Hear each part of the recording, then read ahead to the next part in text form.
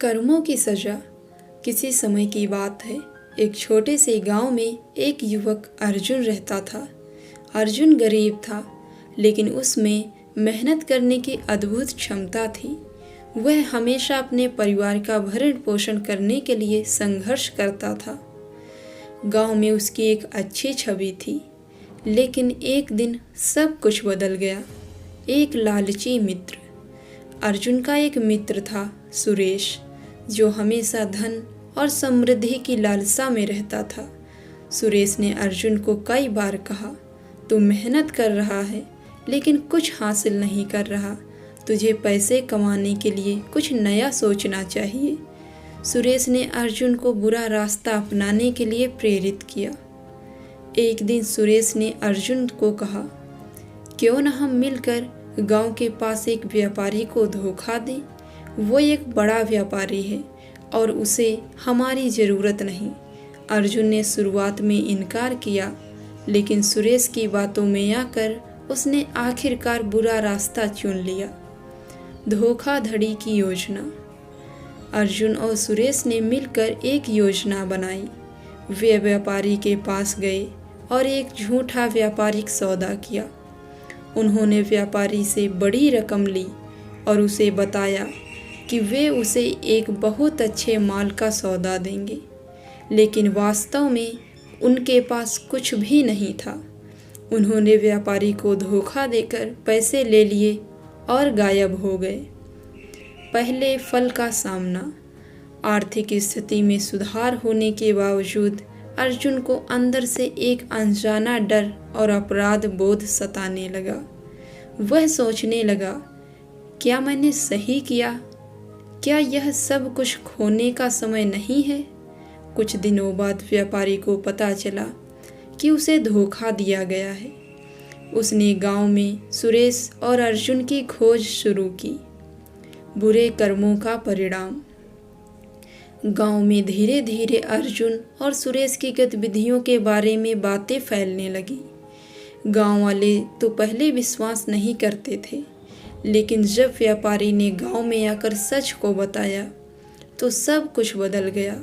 लोग अर्जुन और सुरेश से नफरत करने लगे।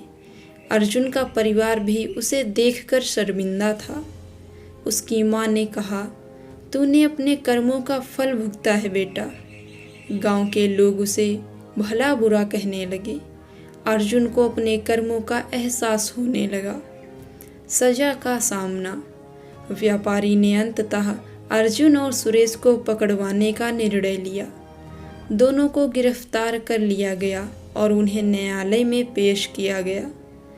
वहां अर्जुन ने अपनी गलती स्वीकार की और कहा, मैंने एक बुरा काम किया और अब मुझे इसकी सजा भुगतनी पड़ेगी। न्यायालय ने उन्हें कड़ी सजा सुनाई।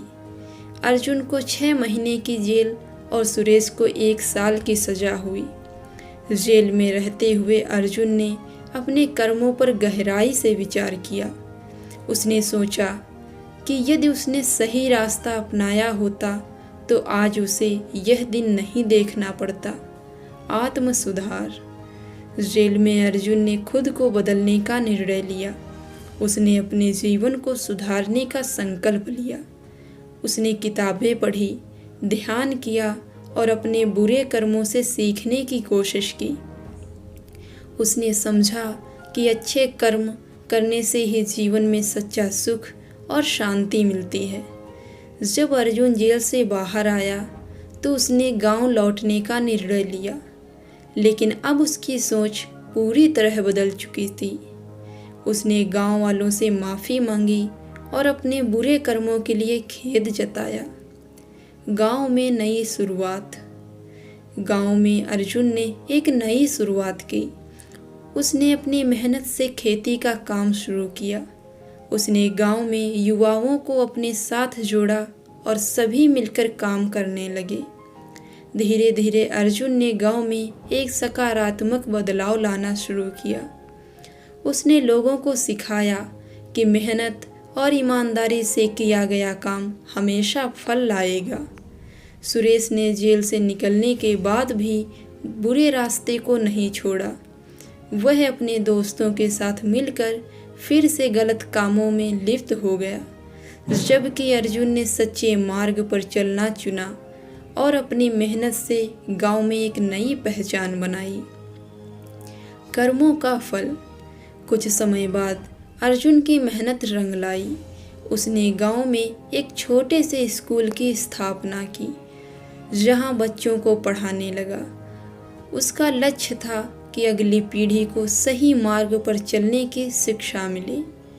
गांव वाले अर्जुन को अब सम्मान देने लगे थे। उन्होंने उसकी मेहनत और सुधार के लिए उसकी सराहना की। अर्जुन ने समझ लिया था कि कर्मों की सजा केवल शारीरिक नहीं होती, बल्कि मानसिक और सामाजिक भी होती है। निष्कर्ष। कहानी का संदेश यह है कि हमारे कर्म हमें हमेशा वापस मिलते हैं। अर्जुन ने अपने बुरे कर्मों का फल भुगता, लेकिन उसने अपने जीवन को सुधारने का निर्णय लिया। जीवन में हमेशा सही मार्ग चुनना महत्वपूर्ण है, क्योंकि बुरे कर्मों का फल हमेशा कड़वा होता है। इस कहानी से हमें यह सीखने को मिलता है कि जीवन में हमें अपने कर्मों का ध्यान रखना चाहिए। अच्छे कर्म हमें सच्ची सफलता और सम्मान दिलाते हैं, जबकि बुरे कर्म हमें पछताने पर मजबूर करते हैं। अंततः यह हमारी ही जिम्मेदारी है कि हम अपने कर्मों के प्रति सजग रहें और अच्छे कर्मों की दिशा में बढ़ें। दोस्तों, कैसी लगी आपको यह स्टोरी? कमेंट करके ज़रूर बताएं, और अगर चैनल पे नए हैं तो चैनल को सब्सक्राइब करें। धन्यवाद।